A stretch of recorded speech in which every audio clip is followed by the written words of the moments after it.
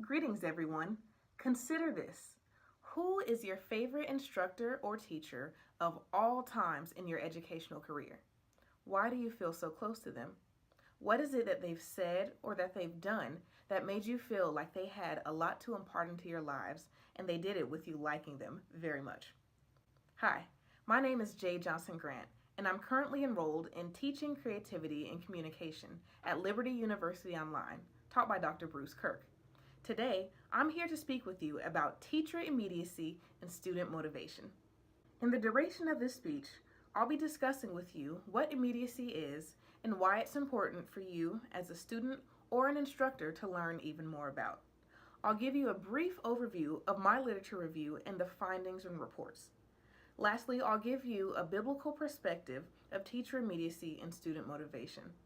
Teacher immediacy takes place by the communicative behaviors that enhance closeness to and nonverbal interaction with one another. There are two types of immediacy. There's verbal immediacy and there's nonverbal immediacy. If you look at the screen, you can see two pictures that depict the differences between verbal and nonverbal immediacy. When using verbal immediacy, there are effective messages that portray openness, they portray friendship, and they portray empathy in the way that a person speaks. When there's nonverbal communication, openness, friendship, and empathy are portrayed through the use of gestures, eye contact, posture, the environment that a person is in, the proximity, how close they might be when they're speaking to you. All types of different things are taken into consideration that are considered to be nonverbal immediacy behaviors. Teachers should always strive to use immediate behavior. Why is this important? Well, when teachers use immediacy, it influences the students to have a greater affinity for their teachers. They begin to like the teacher, they begin to trust them, they begin to like the subject that they're studying. It motivates students to do better in class, and students may even be motivated to study that field of study or that course deeper in their education than what they may have thought. So it is very important to be an immediate teacher, and students, it's very important to find an immediate teacher. Look for one. In my research of teacher immediacy and student motivation, I found that Velez and Kano conducted a study that looked at the relationship between teacher immediacy and student motivation. In this, they studied two immediacy types, two motivational theories, and used 4 assessments to do this research. Of course, you know the two immediacy types are verbal and nonverbal communication. Now, the two motivational theories they used were the avoidance approach motivational theory, as well as the expectancy value theory. Now, for this study, the first research question that Velez and Kano wanted to know was what was the relationship between teacher immediacy and student motivation. Their second research question was to find out what the difference was between professor and graduate student verbal and nonverbal immediacy as perceived by the students. They used 4 different assessments to measure this. Each of the assessments, one for verbal immediacy, one for nonverbal immediacy, one for approach avoidance theory, and one for expectancy value theory.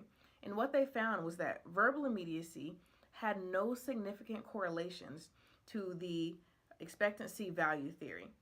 And that was actually a surprising find. They expected verbal immediacy to be very much significant to that, but it was not. Now, they also found from their second research question that grad students had greater nonverbal immediacy behaviors and stronger verbal immediacy behaviors than the professors did. This leads us to understand that nonverbal behaviors had strong correlations with the expectancy value theory. The study by Velez and Kano was conducted at a large undergraduate university. So that left a gap in research. Then came Stephen Furlick. He conducted a study that was about understanding instructor nonverbal immediacy, verbal immediacy, and student motivation at a small liberal arts university. His hypotheses, he had 2 of them. The first was that verbal immediacy behaviors are positively associated with student motivation. His second hypothesis was that nonverbal immediacy behaviors are positively associated with student motivation. In doing his research, he examined 4 different one communication course class, but 4 different sections of it to look at a different amount of students. And he gave them 3 different survey packets, one about verbal immediacy, one about nonverbal immediacy, and one about their level of student motivation. From the research and the data that he gathered, he found that students at that small university were not impressed with the silence. What actually happened was they preferred verbal immediacy. This was directly opposed to the results that took place from Velez and Kano at the large university. Furlick believed that at the small university, students' expectations were everything. If you're in a small class, you expect your instructor to know your name. You expect your instructor to shake your hand or to give you a high five when you do a good job, or whatever the case may be. You expect nonverbal communication because you're in such close proximity and there are so few people within a class. So verbal immediacy is what they felt like could be lacking and would be more necessary. Now, at a larger university, nonverbal immediacy is what seemed to be the preferred choice of immediacy between teachers and students.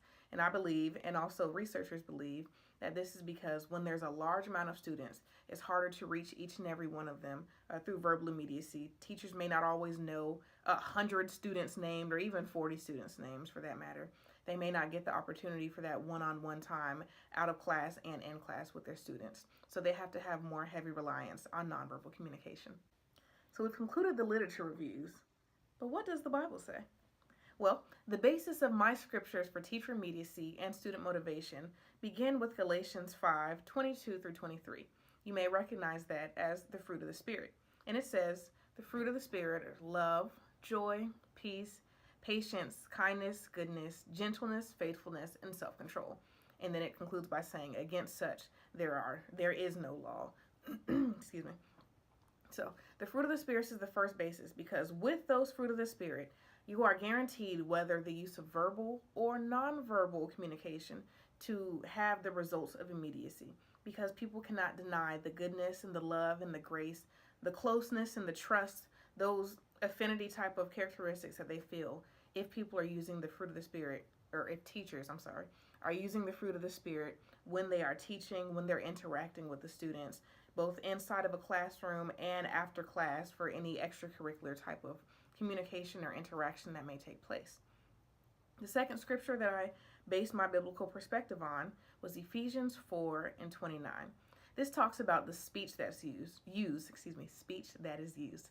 So it more so has to do with verbal immediacy behaviors than nonverbal immediacy behaviors.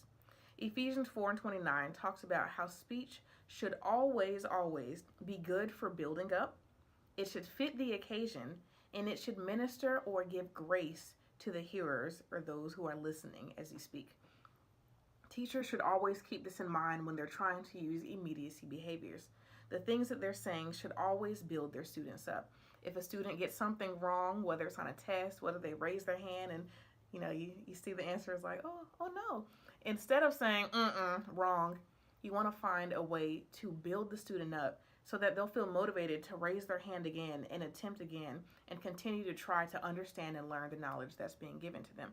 So that is the biblical perspective of why the fruit of the Spirit and why using speech that builds up and fits the occasion, ministers grace, are going to help with an immediacy perspective when a teacher wants to go forth and build that closeness that's necessary as a teacher. So let's summarize what we talked about today. Immediacy. Immediacy can be verbal or it can be nonverbal.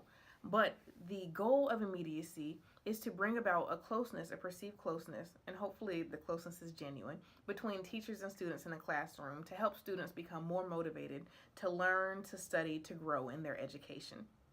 Verbal immediacy takes place through speaking, through openness, through friendship, through a closeness and empathy.